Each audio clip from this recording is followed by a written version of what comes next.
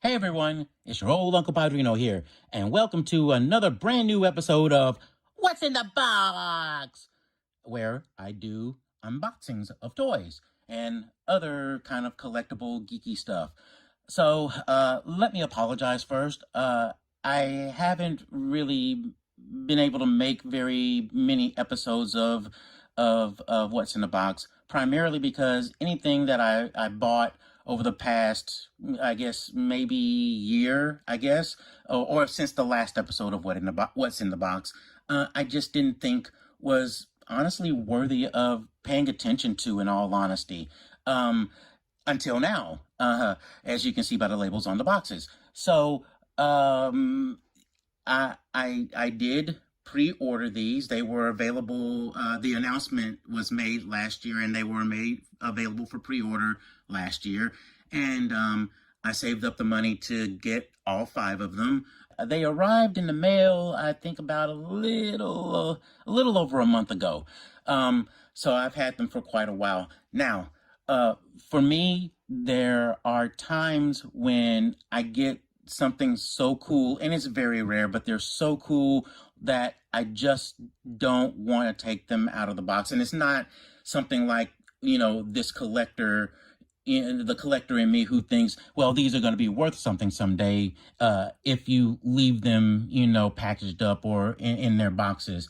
I have no issue with that.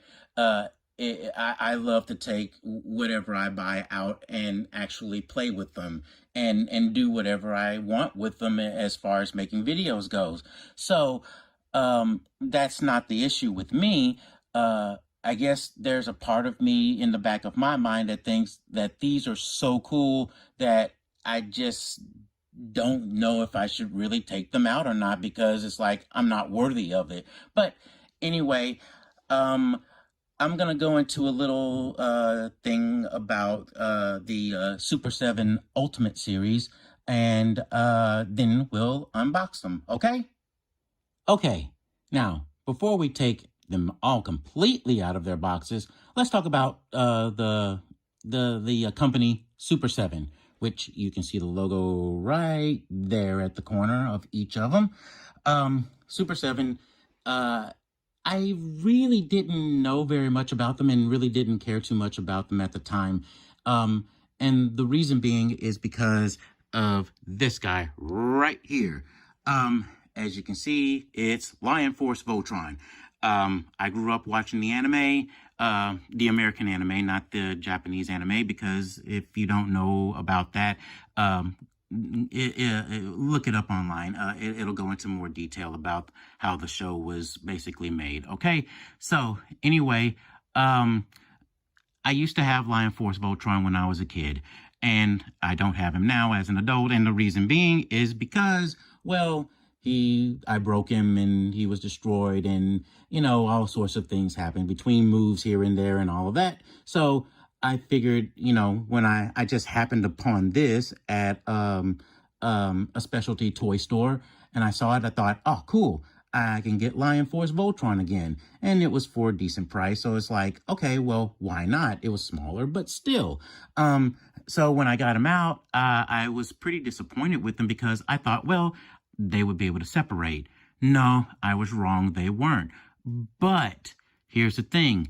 Look at the articulation, move his head. He can bend his elbows. He can twist his fist, things like that.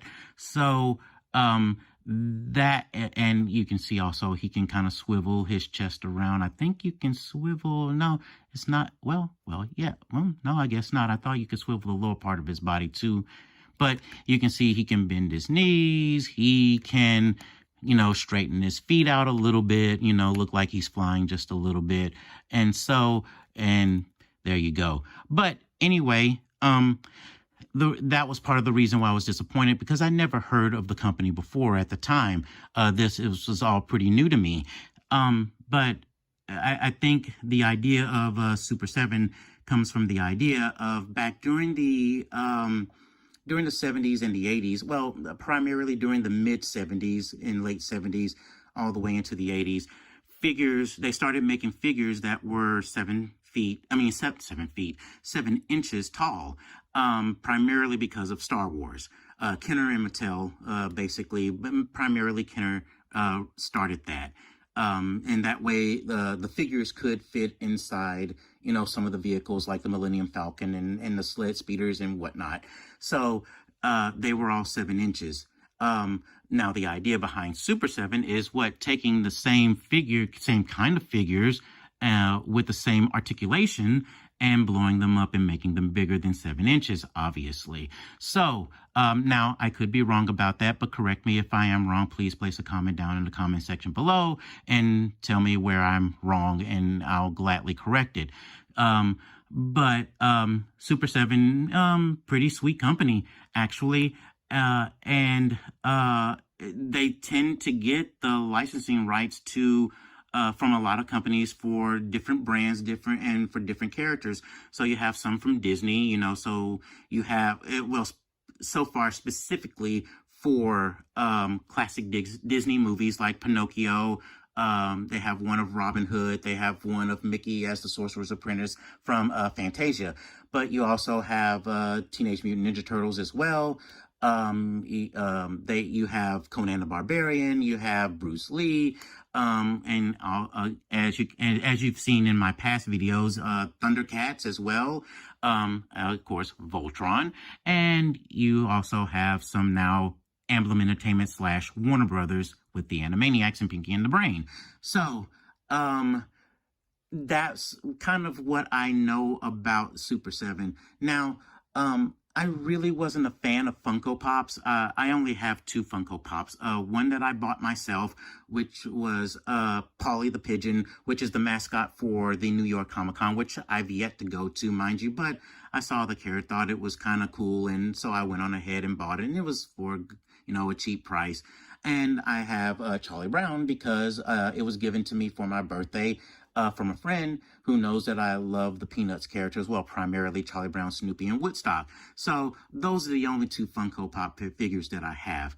Now, Super 7 figures are expensive, and if you don't know how much they cost, I recommend you go to the website or go to some toy store website, toy sites, I should say, like Big Bad Toy Store, which is where I ordered the Animaniacs and Pinky and the Brain, and other places, places like that, websites like that, to find out how much they cost. Now, I understand the appeal about Funko Pops, but they just never really appealed to me.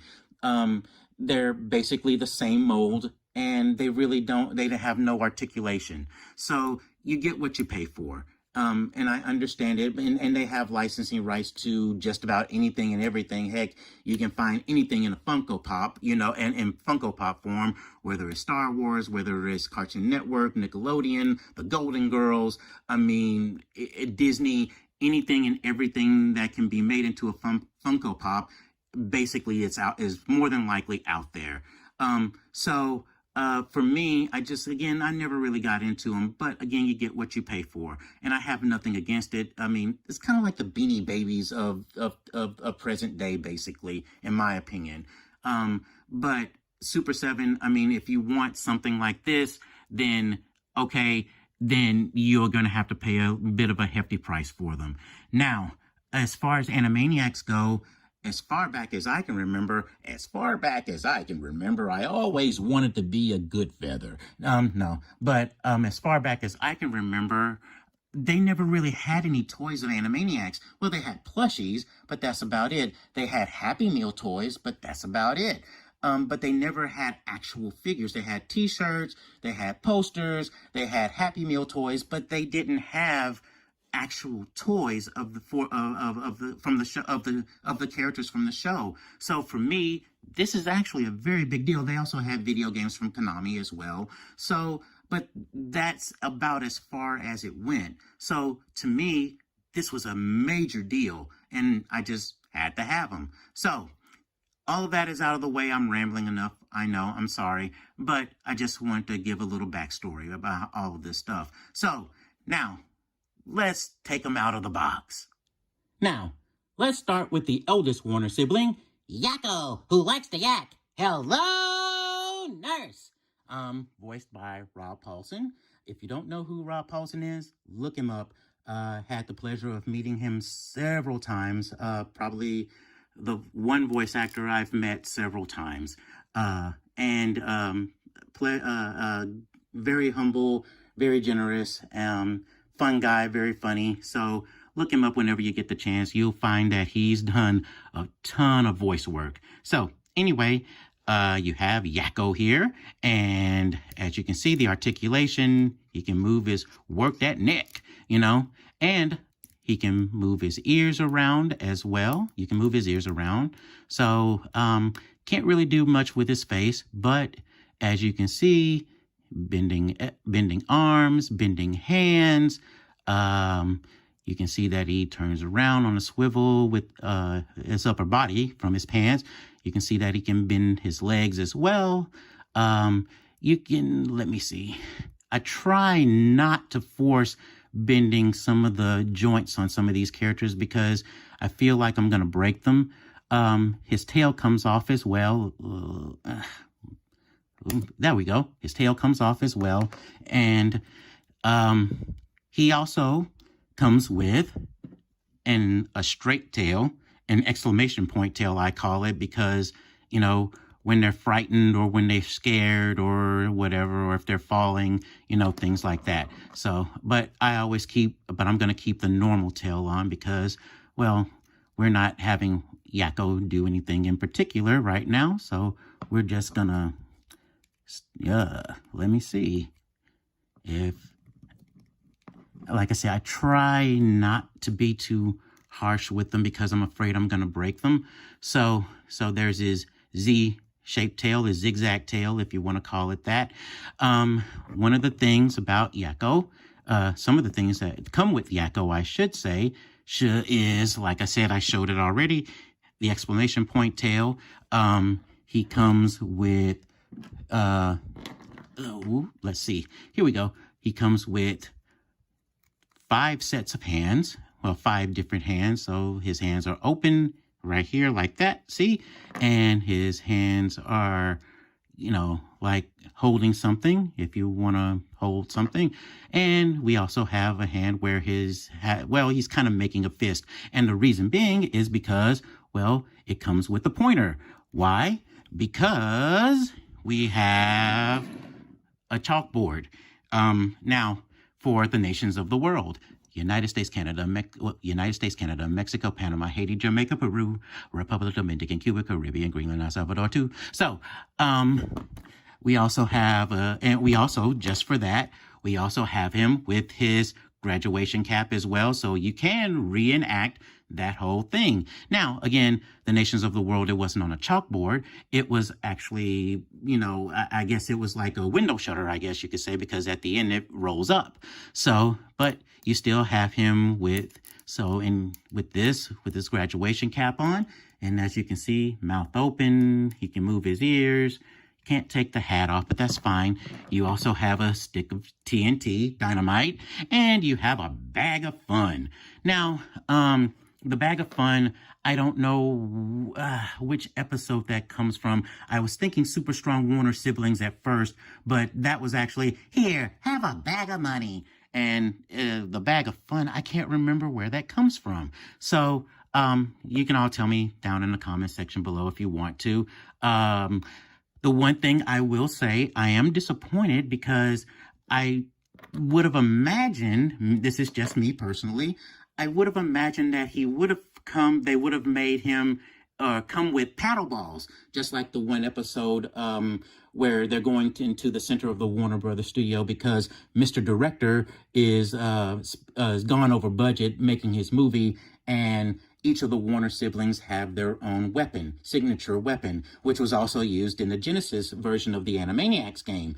The other thing I'm actually kind of surprised about as well is that they didn't give him a head where he's making a face with hearts, for hello nurse, or where he's hesitating, or like when he says I don't think that's true. So I'm actually kind of surprised that they didn't give him those kind of expressions. But overall, this is still a lot and it's still pretty cool. I mean, you can do a ton, you can do, act out, a few things with all of this. And, I think, again, it's still fun. I just wish they had, did a little, added just a teeny tiny bit more. But you know what? Beggars can't be choosers. I still like it. It's cool. So, let's move on to Wakko. Now, we move on to the next Warner brother, which is Wakko, who packs away the snacks, right? And he sounds just like a beetle. I can't remember which one, but then later on, he started sounding like this. He's voiced by Jess Harnell. And if you don't know Jess Harnell, I suggest you look him up too. Very talented guy. Look up all of the voice credits that he's done. I've only met him, I think, once. Yeah, once. And awesome guy. He's a rocker type guy. So pretty cool. But anyway, with Wakko, you can see, just like with Yakko, oh, there goes his head right there. But let's put it back on. But anyway, he can turn around.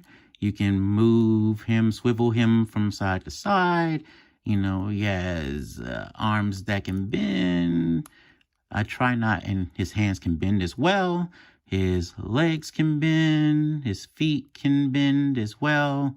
As you can see, also, and I forgot to mention this with Yakko, but he also has paw spots on their. They all have paw spots under their feet. So underneath their feet, paw pads. That's what I should say. Paw pads underneath their feet. He also has a zigzag tail or a Z-shaped tail or a lightning tail, whatever you want to call it. And his ears also can turn around as well, so they can turn back and forth, go from side to side, has his tongue sticking out. So, like I said, because he packs away the snacks. So, with Wakko, we get his mallet, and like I said, in the from the episode where they're journey to the center of the Warner Brothers Studios to stop Mr. Director from overspending on the movie that he's making, and it's also the main weapon that he uses in the Sega Genesis version of the Animaniacs game. He has an exclamation point tail, again, for fear, things like that. He also has a stick of dynamite as well, lit fuse.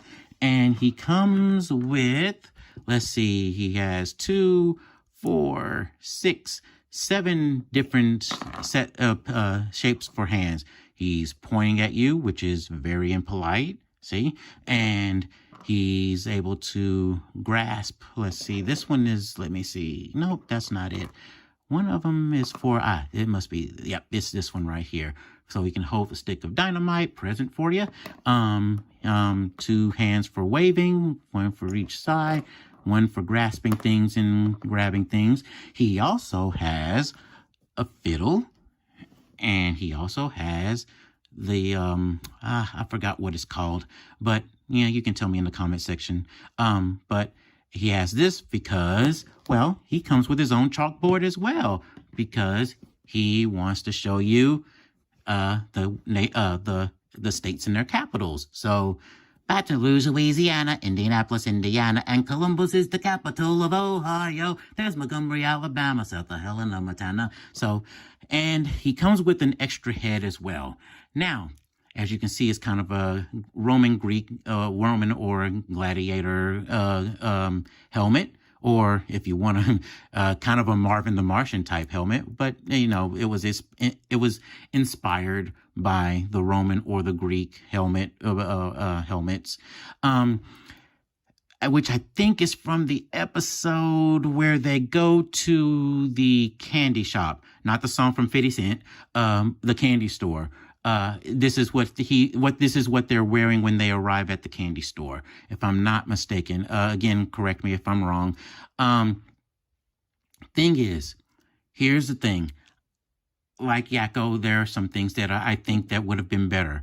I think he would have been better off having his wacky bag. The bag with hammer space in it, so that where he grabs anything and everything out, and uses it. like a party for a party emergency. And I also think that I'm surprised, actually, that they don't have a face where he's making a gookie. So I think that would have been something that would have been included in this. I mean, it's a classic face that he makes, and and that's one of the things he's known for. So I'm actually kind of surprised. So, but overall, still, this is all very good stuff here. Uh, I think if they just again if they just added a few more things or taken some things out, there's no need for the stick of dynamite. Not all of them need a stick of dynamite, in all honesty. But if they just gave him just like one or two more things. Or change this change this face right here, I think it would have been perfect. So we have Wakko. Now let's move on to the Warner sister. And now we're at the Warner sister, or Dot, or also known as Princess Angelina Contessa Louisa Francesca Banana Fana Bobesca the Third. But call her Dottie and you die. So address her as royalty. Voiced by the very talented Tress MacNeille. Met her once. Super duper sweet woman. Not that everybody else in the VO business isn't super duper sweet, but you just can't help but fall in love with Tress MacNeille. If you don't know her, just like all of the others, look her up. She has a long resume. So here we are with Dot. And as you can see, just like her brothers, and as you can hear as well, yeah, she can move her neck in each and every direction. You can also see that, well, the one thing that she doesn't have that her brothers have is that she can't move her ears. You can't move her ears around any. They're stationary. So that's maybe that's a good thing. I don't know. But you can bend her arms and bend her hands. And, ooh, look, she's doing the wave. So, that shows you how old I am. You can bend her legs and you can bend her feet as well. Kind of try not to, again, don't want to break them. And, she also has, again, the Z-shaped tail or the zigzag tail or lightning tail, whatever you want to call it. That's kind of how I refer to it.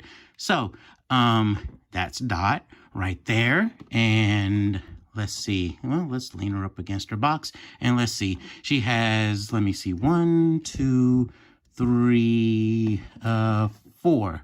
She had, well, 5, sorry, 5 different sets of hands. So she can wave with either her left or right hand. Bye-bye. And she has fists. So again, if you call her Dottie, you can get these hands, right? All right. And, she has a hand for grasping things. I think it's the dynamite. Yep. She has a stick of dynamite as well, lit fuse as well. She also has, like her brothers, she has an exclamation point tail, for fear or fright or excitement. And she also has 2 other hands as well, as you can see. I know the butterfly, but I'm not sure where the rose comes from. But I know the butterfly comes from Dot's Poetry Corner. And she also has a ducky inner tube right here. I think that comes from Dot's Poetry Corner too. So you can put it around her and there she goes, ready to swim. Go swimming in the water tower. So let's see, let's get that off. Okay. And there we go. And now she has 2 extra heads as well, 2 different facial expressions. One where she has her mouth open a little bit. She's all cute and stuff. And you have one with, as I said, with Yakko and Wakko, they should have one with hearts in their eyes. Well, she has hearts in her eyes. Any Mel Gibson or a hot hunk, she can go and do her hello nurse. So, but awesome, very good stuff here. She comes with a lot more than her brothers do.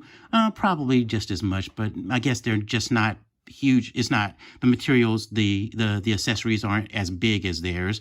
But one thing I will say, I think that they should have added was her having a little box to carry around, with her little pet. So anytime, she goes, "Hey, want to see my pet?"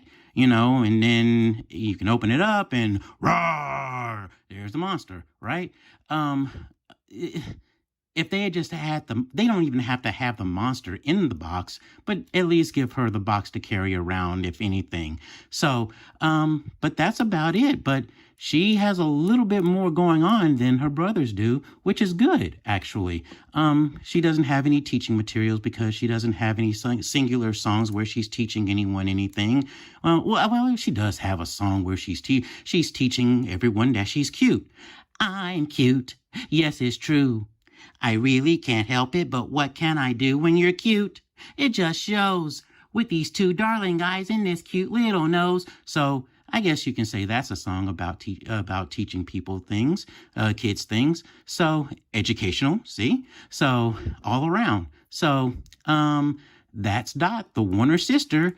So let's move on to the two lab mice destined to conquer the world. So we have one half of the two mice who want to take over the world. We have Pinky. Hey, God, Brian, North, voiced by Rob Paulson, who also voiced Yakko and Dr. Scratch and Sniff in Animaniacs as well. So, as you can see, very, very well done, very well made, just like the Warner Brothers and the Warner sister. And you can see he can turn his head. Exorcism. So, you also, again, bendy arms, bendy hands. Hello. And we have, he can swivel, as you can see right here. He can swivel. He can move his legs back and forth and bend his knees and bend his feet as well. So you have a lot of the same articulation. You also have his tail, and that, I think it actually comes out as well. Wah! Don't worry, Pinky. I got you. Here we go. There we go. Right back in. Phew! Thanks. And so, it's incredibly well done. Let me make sure. Yep, there we go. It snapped back in. So you can move his tail any which direction. Have him standing like this. And so he comes with a lot of accessories as well. He comes with several hands, lots of hands. So we have, no, he's not giving a thumbs up, but I mean, he is kind of giving a thumbs up. Hand for waving. Well, there's the other hand for thumbs up. He has a hand for, I guess, almost like slapping in a way, but Pinky would never do that. Hand for grabbing. I mean, well, I guess I don't know what he's doing with this hand here. And it's the other hand for slapping, and he has something for grabbing things. And he has a hand with a pen in it because he also has a little notebook that comes with it as well. So, scribble, scribble, scribble on it. All right. And he comes with a lot of things. He also has two facial expressions. He has his mouth open, as you can see, happy as can be. And you can see his buck teeth are there. That's really awesome. I mean, the detail is awesome on these as well. The ears are caved in, so you can, they're actually like mouse ears. You also have him with after Brain bashes him on the head and his tongue is sticking out as well. He's got bonked on the head. So, we also have, some lab equipment here. I don't know where this comes from. But that's that. You have some test tubes right here and some, flasks and oops, let's see, put those right there. So, and it comes with, as you can see, has fire underneath it. So it's like it's heating up the liquid that's inside of it. And you have a grappling gun. I think this is from that episode, where they were making their way up the mountain to the UN summit, I think, if I'm not mistaken. So, and we also have, surprise, surprise, a picture of Farfig Newton right here. The love of his life. So, lots of things with this one here.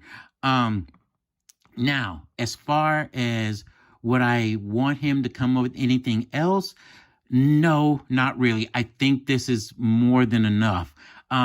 If anything, maybe, and again, this is a big maybe, maybe come with a drum, because again, like I said, from the episode where they're climbing the mountain and, he's busy drumming all the time, and Pink and Brain has to bop him on the head, to make him stop or whatever. Or, in the vein, just like how they did with Wakko, having that kind of Grecian helmet on, the Marvin the Martian type helmet, which is inspired by, I guess, the Greeks or the Romans. I can't remember which one. Maybe he can have, like in the episode called Spellbound, where he has a little, almost, medieval hat type of hat on, where he and like have a not a guitar. I can't think of the instrument now.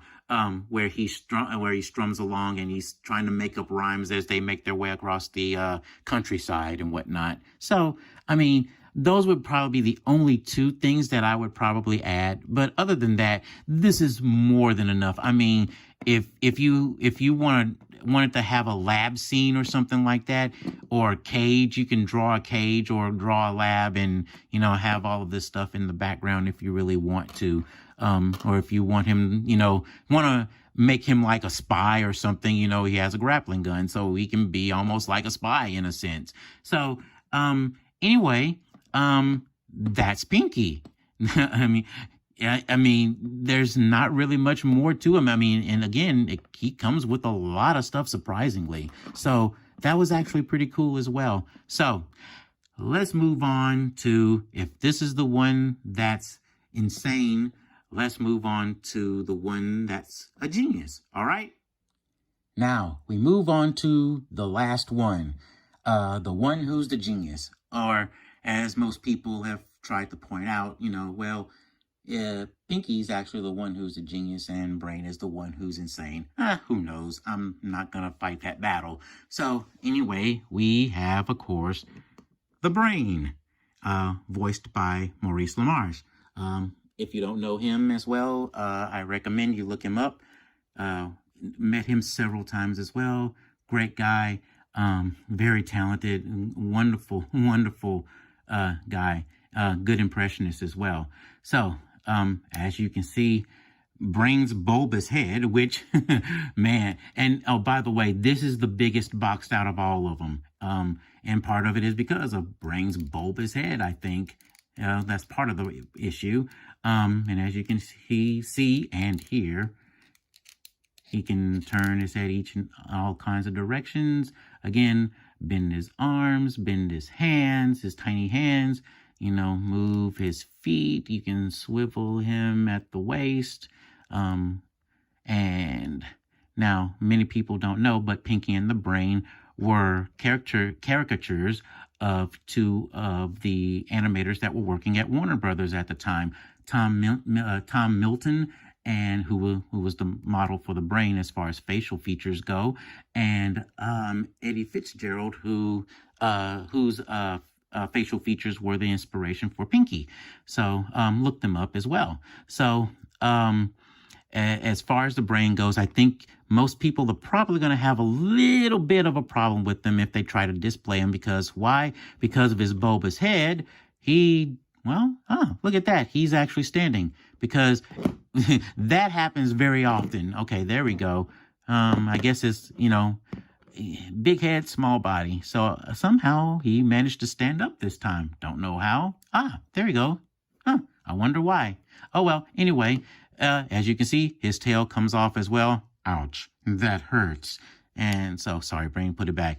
Much better. Now I can take over the world. So, as far as the Brain goes, oops, see, now he's falling apart. I don't wish to stand up anymore. I want to lie down. No, Brain, you gotta stand up. All right, so as far as the Brain goes, we have several hands here. We got about 3, 6, 7 hands. They're all coming with about maybe 5 to 6 hands, different hand pose gestures, for each of the characters here. So, you have, looks like Brain wants to, give people these hands too if you piss him off. So we have also him grasping things, different hands for grasping things. And he also comes with an extra head here, and it's more expressive. So maybe he's mad at Pinky and he's about to bop him on the head with his fist, bonk. So you're pissing me off, Pinky. So you have that as well. So very expressive. I like that. I like that facial expression right there. That's pretty cool, actually. And you have a pointer as well. Now, at first I was thinking, well, maybe it was for the song that he sings, Brainstem. Hippocampus neuronode. Brainstem. So, but actually it's for tonight's plan to rule the world. See, so he can point at the rocket right here. Here's the world. And here I'm right here. That's me. And the rocket's going to go zooming into the world right there.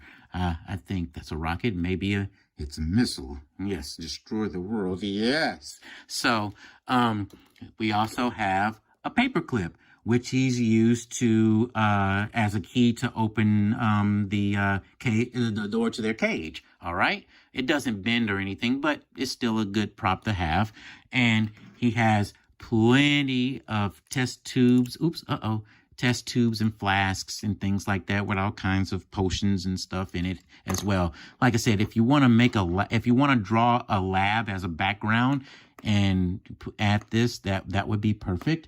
We also have, which is very special from A Pinky and the Brain Christmas, we have the world on a keychain.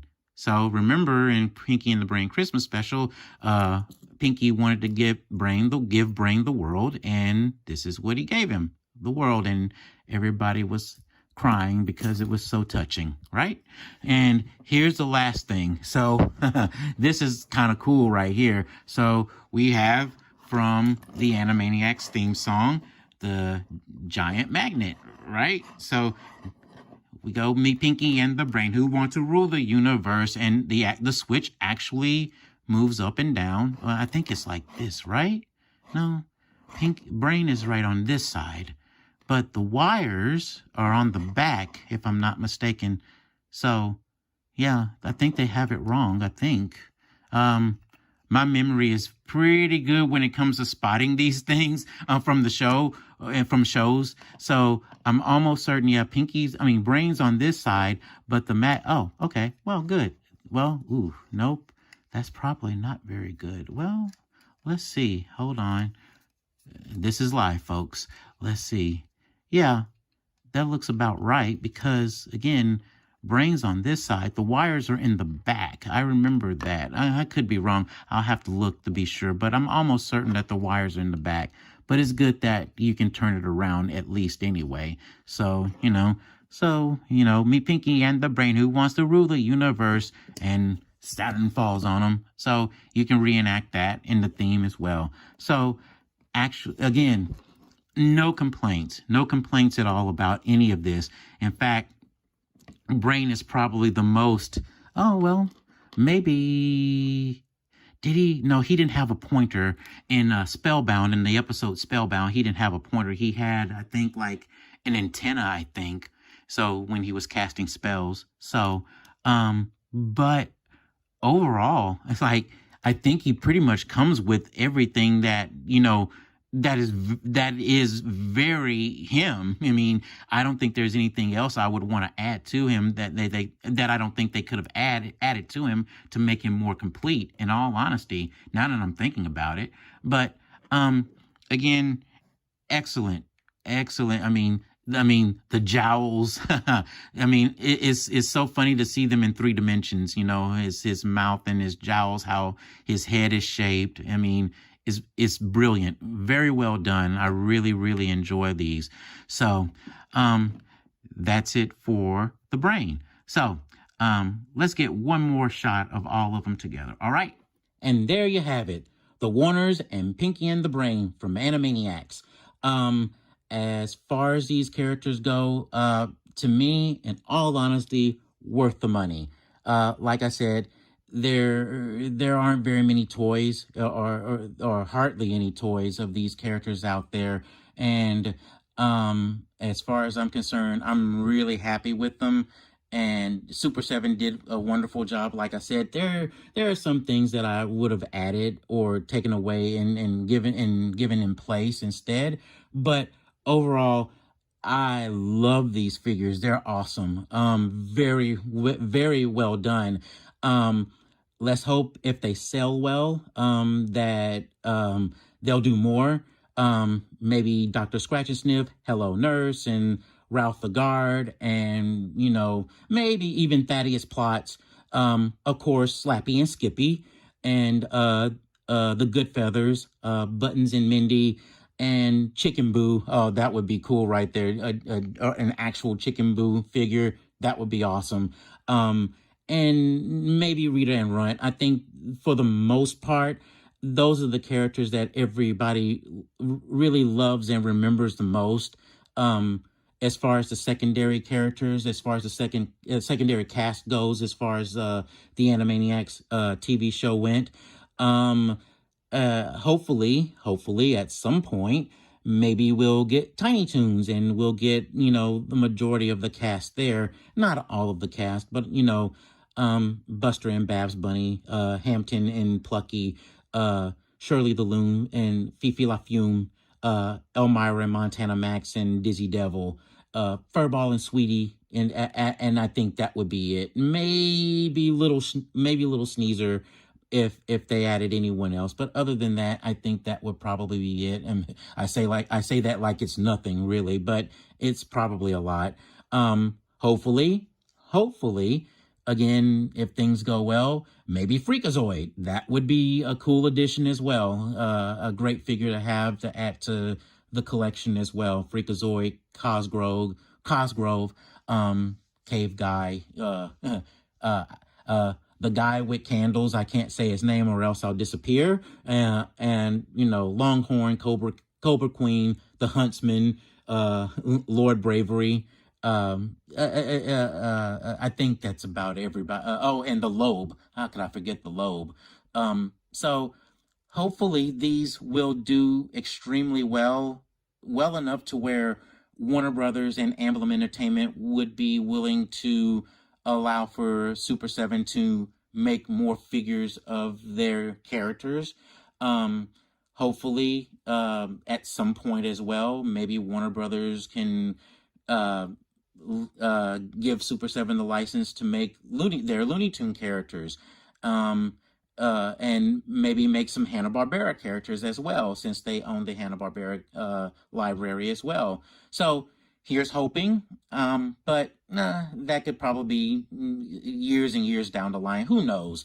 But anyway, hopefully you enjoyed this What's in the Box episode.